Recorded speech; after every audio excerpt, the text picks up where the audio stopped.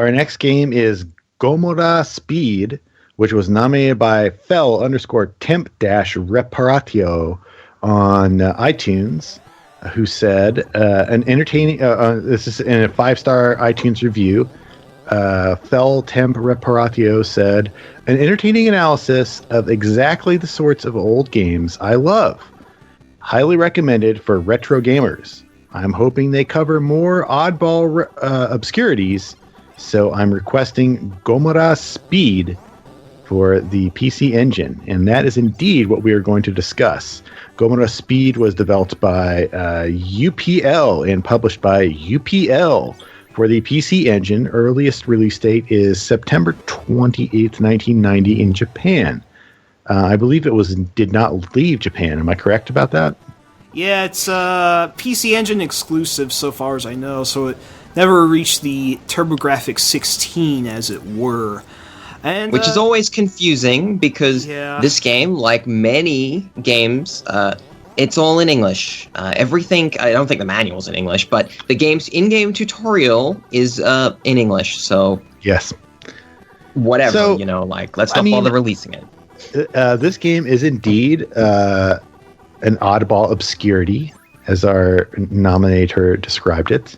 It is interesting because it's kind of like a cross between, I would say, the old...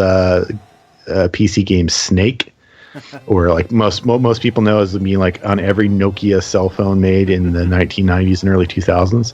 But it's crossed with that, and I would say, what else? Like Bomberman, Asteroids or Bomberman, Gauntlets.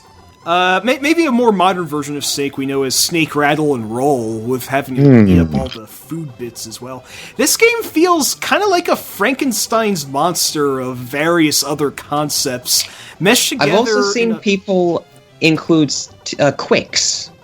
Yeah, yes. Right. That's also important. Yeah. Yeah, I remember myself actually coming up with that too. It's a weird mishmash of various other games, and I guess we're going to discuss if it really works or not. Well, let me put it this way. Could work. I like this game. My problem with it is that playing it is a physical ordeal unlike any other. You're not kidding. So the basic thing is you start out as a glowing orb of sorts who is moving around a play field. Some of them scroll, some of them are single screen. You might or might not be the Gomola. We have no freaking idea. Nobody knows. Yeah, we don't even know. Give you as the Gomola. Good luck finding the manual and translating it. We don't even know what a Gomola is. I mean, the closest I could find was that Gamora was one of Ultraman's enemies, but that obviously has nothing to do with this. I think it's supposed to be a bastardization of the word Gamora. But I'm not sure, because even that wouldn't make that doesn't lead anywhere.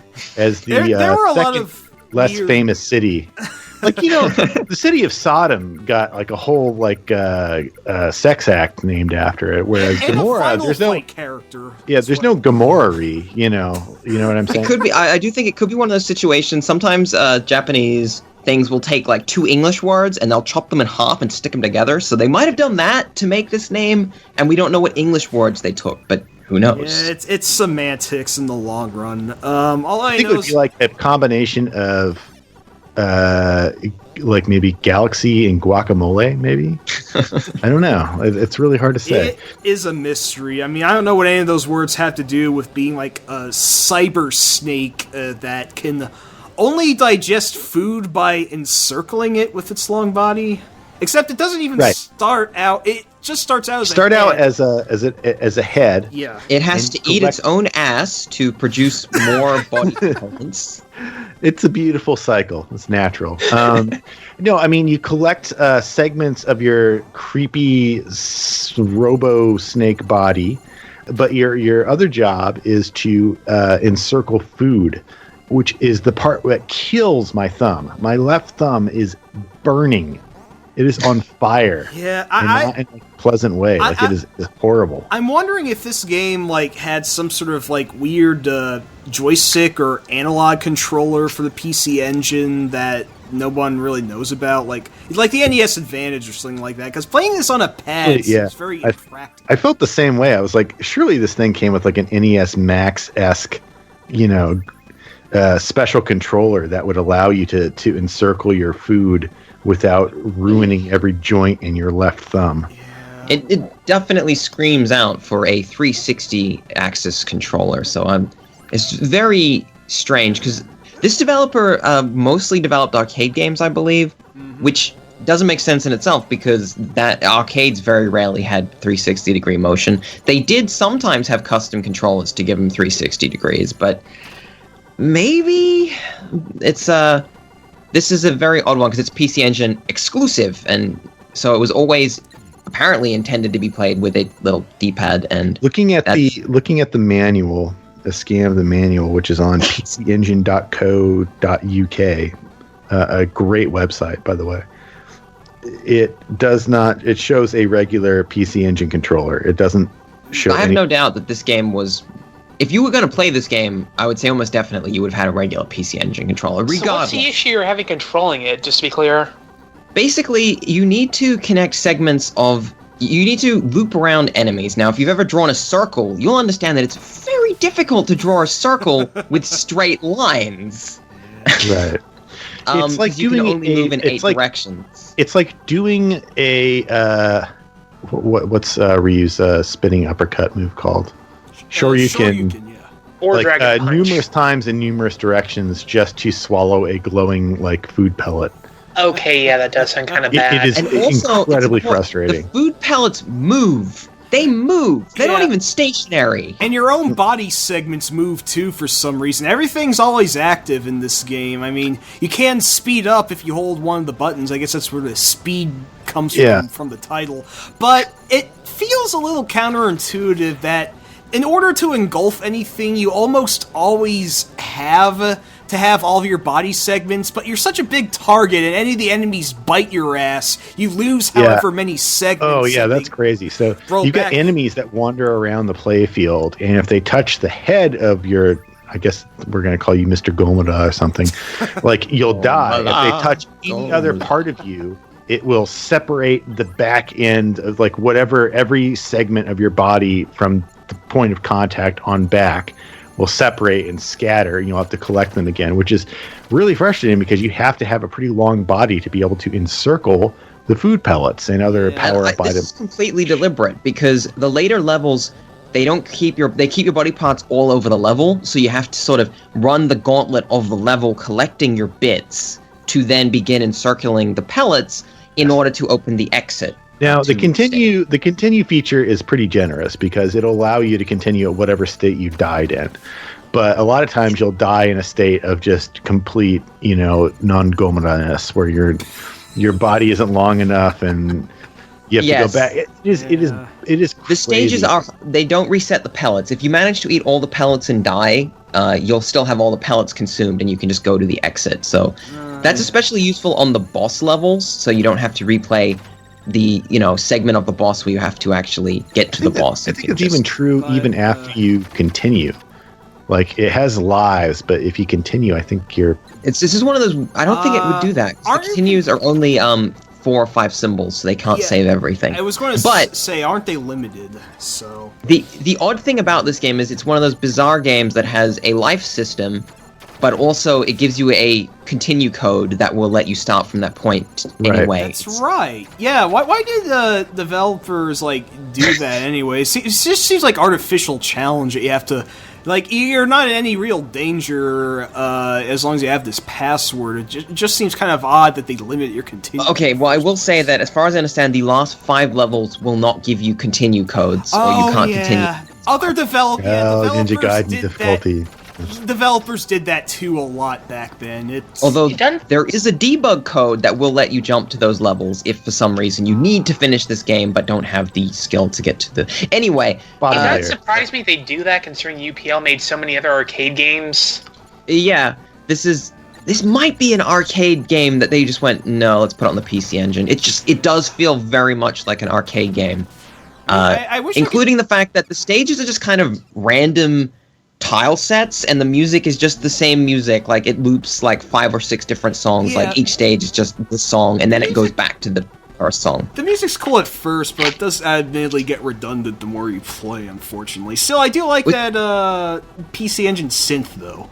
I actually wouldn't be as generous to the music. I'd say it's one of the weaker but not terrible PC Engine soundtracks, considering if you put this against like Blazing Lasers, which is just rocking out the whole time. It's not this a fair game comparison. Sounds kind of like Columns-ish in terms of like just sort of like dry music that's like, okay, but I'm a robot snake encircling monsters and dropping mines to blow things up. Why is it like...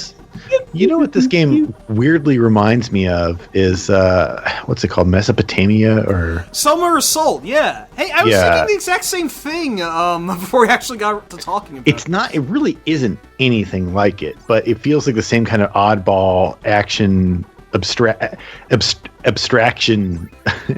It does have that similar game. like Greco-Roman theme, but then you're suddenly a giant snake or a slinky. Like, it's just like, what? It doesn't make any sense. It's a weird abstract like object adventure action game, but it's got this kind of like there's a skill to it, and if the controller didn't just murder my fingers, I would feel a lot better about this game. Like, I feel like with the right controller, it would be a lot more fun.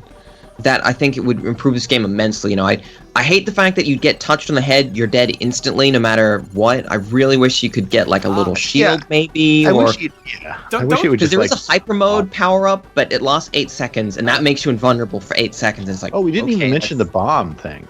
Yeah, you got the bomb. I tried to mention it, but yeah. You got a bomb that you can drop, and it always comes out the very last segment of your body, so it can be very tricky to aim. Yeah, I had a lot of trouble. So you think it comes from your head, but no, it comes from your butt. Well, that kind of makes sense if we're talking robot snake anatomy, so... Yeah, so the catch is, but the enemies do actually track to them, which is really thoughtful. Like, when you drop one, cool. Enemies are attracted to the bomb. Towards it. And it has a pretty large blast radius. In fact, painfully large in later levels, where you can die a lot of times. You can kill yourself with your own bomb. How come that you die when you run into one of your own bomb explosions, but it only stuns enemies? That's weak sauce. Well, you suck. Like, your character sucks. Wow, that's a good point. You know what I mean? Like, enemies do respawn. You can bomb an enemy, encircle them, and then they will eventually respawn. So they are kind of infinite anyway, which is. I mean, it's kind of a weird. I like. You do get another power up, which I wanted to quickly mention. Okay, go ahead. Get power ups.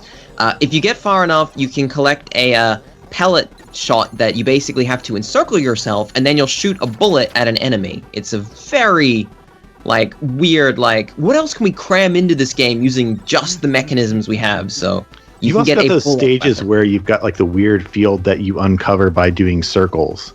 Right, the bonus stages that you kind of unlock. Well, they're not bonus stages because you can die, right? No, you can get killed in them, but you get lives in them, which makes me think they are bonus. You can potentially keep farming lives, if I'm not mistaken. So, there we go. You can breach lives the game. Are meaningless. Yeah. Would you say that you need to farm lives? It sounds like a pretty rough game. You would need to farm lives. The problem is your left thumb would probably just fall off of your hand before you ever beat the game anyway. I mean, here's the thing. I do have to give this game credit. I mean, Cal said this before we actually got the recording this right now, but I do have to give this game credit for being a PC Engine exclusive that is not a shoot 'em up or a platformer. So it stands out a lot for being what it is. It's pretty rad, yeah. It's just that on the other hand, it's original, but does originality necessarily make it a good game? Yeah, well, let me put it this way. This is a game, a lot of times we're talking about old games where we're like, this is a great old game, but, a later game that picked up on this did it much better, and therefore we got to rank it a little bit lower. Whereas with this game, it's like, you know what? They took Snake and they did something with it, and it's pretty cool. And if it had a better control mechanism, you had to be honest, on a touch screen, this would be a kick-ass smartphone game, because you wouldn't have to worry about murdering your joints in your hand to play this game. It would be very natural. It would even work pretty well on the DS with a stylus. A stylus control with this would be great. I really wish you could make your snake a little longer too. That felt Me too, yeah. it's a kind of game where you feel like now it's a very rare retro game where you look at it and you're like, you know what? Someone should really go back to this, and nobody has done it because nobody played it. It is interesting that you would think like a bunch of, like we are aware of Snake and this style of game where you eat things and you get longer or bigger or whatever, and it's quite a normal genre. But this is 1990, and there was no reason for them to think, so what do we want to make today? Let's make a game where you play as a snake that has to encircle things to get food and shoot bullets at giant bosses. Like, this is a one dude game. This is a game that was developed and conceptualized by one dude. And it seems like it would be an indie game if this were released today, actually. It's an indie game for its time, almost. I mean, I wish I could tell you more about UPL, but they were a pretty C-list company, so... But this is good. Like, all I can say is next time I have the chance to look at a bunch of Hue cards for cheap, I'm going to be looking for Gomola Speed because I really like this game. I want to have this in my collection because I feel like this is a game. It's not really a game for me, but it's a game for somebody out there. And I really hope that somebody who makes games plays Gomola Speed and is like, oh, I know what to do with this. I don't know what it is because I'm not. I just critique games scientifically and perfectly, but I don't create games, and I couldn't create games because I have no actual talent. But what I will say is that I am spotting this game, and I want to thank Fel Temp Reparatio for bringing it to my attention because I had never played it before, and I like it a lot. I just wish it didn't hurt so much. Where do we want to put this? Genuinely, I can't put it super high because it's too rough. Me neither. I feel like it needs no game should be this painful, like physically painful. But if it were operating off of a like I said, a touch screen or even like a trackball, like a Marble Madness type thing, I think you could do something with it that it would feel a lot more natural and a lot less painful. Yeah, it's a game with a lot of potential. It just needed a lot of refinement. I'm gonna put it below Glover, above New Zealand Story, because I'll say New Zealand Story is just painful because it's a very clumsily designed game that is very cute, but that's about it. Whereas Glover is slightly better than Gomola Speed simply because it doesn't I don't gonna get arthritis, like crippling arthritis by playing Glover, but I feel like it's the same kind of problem where you've got a game that is really clever, but just something about it was not, there was a critical point in the development cycle where somebody should have said oh no, you got to make this a lot easier, or else people are not gonna stick with this.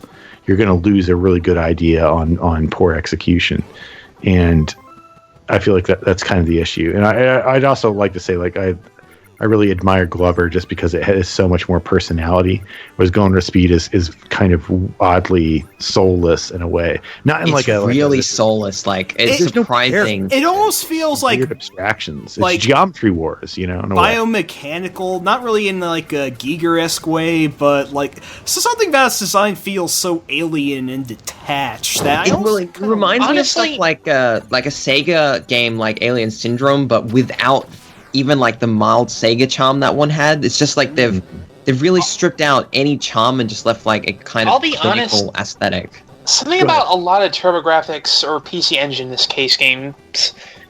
I mean, always feel really generic in general to me. I don't know what it is. I think it was really an artistic choice at the time. I think there was an idea of we've got sort of 16-bit graphics, let's do something really kind of high concept and go nuts and really do something that looks like it's the same. It's I can't believe I'm saying this. There's kind of a vaporwave aesthetic to it, where it's just kind of oddly abstraction, weird CGI renderings just for its own sake kind of thing. Yeah, but it's not predominantly blue and pink. How's that no, equate? He's not saying it's vaporwave. He's saying that what you've got is you got a game where it's someone made a game that looked like this, and then all the developers on the PC Engine were like, "Oh yeah, we should just make something that looks like that." Yeah, game that looks like a screensaver kind of thing, you know? At the Like- time, you don't know this. If you weren't alive at the time and cognizant of this, you won't know this, but there was really something like high concept and artistic and flashy about this game at the time it was released. I'm sure that people were like, oh, this is really cool. Like, I like this abstraction thing. Like, let's make abstract games. And kind of in the same way that we have like way too many pixel art games now, like games that really probably shouldn't be pixel art, but just are because, oh, that's a cool thing. What to you're do. saying is like they probably didn't say what aesthetic would best suit our Gomola game. They went, this looks cool. Let's make our Gomola game look like that. They didn't think about our Gomola really game. Like there were several Gomola people. Like, let's make our Gomola game different. Because like I don't know, like I feel like if you had have made this, I don't want to tell the developers in this case, especially because it was fucking 16 years, 17 years ago at this point. Wait, But more than that? Are you kidding me? 1990? Sorry, 27. 27 years. I don't want to step in on them and be like, well, but I feel like if you had have done like a lighter, more cartoony aesthetic, something like the Bonk games, just really like fill it with like a comical essence, you'd be like, yeah, it's just encircling, it's fun. What if it had googly eyes, and what if there was like a prepubescent girl like straddling the ball centipede? It probably would have been a lot more distinct. As you look at it, like the thing is, even as we like were suggested to look at Gomola Speed, and by the way, I do agree with your placement, so I think that's where it's going to end up. Even when you look at it, it's like we got told, oh, check out Gomola Speed. It's like, okay, cool. I look at it, I'm like, wow, this looks so not interesting. Like, even though you pitch such an interesting concept, and it is like wacky, crazy, like just random mechanics that have all been thrown together, and it almost does actually work. I really looking at it, you're just like, your eyes just immediately glaze over. You're like, in a way, great. I mean, I like the abstraction of it. Like I said, like there is like a vaporwave type like appeal to it, where it's just kind of like, why would anyone do this? Just because you can. It's like, why not? Like, we've got extra resolution to work with. Like, let's make like weird abstract like computer CGI like metal-ish blobs. A little confused as to where the conversation went, to be honest. I'm sorry. It doesn't really matter. I'm saying right below Glover, it's right below Glover, above the New Zealand story, and unless you other two think that it's not a good anyone placement, dare disagree? I'm good with it. Okay, we're done.